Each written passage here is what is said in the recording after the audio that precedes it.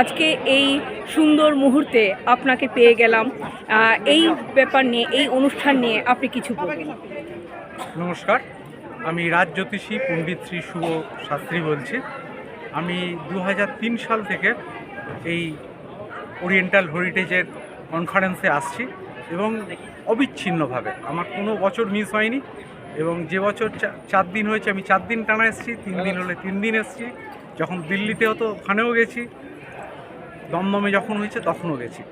এবং সবচেয়ে বড় কথা, রামকৃষ্ণ শাস্ত্রী মহাশয় উনি আমার গুরুদেব, ওনার কাছ থেকে আমি তন্ত্র দীক্ষা নিয়েছি এবং ওনার তত্ত্বাবধানে এত ঐতিহ্যপূর্ণ কনফারেন্স কলকাতায় আর দ্বিতীয় হয় না।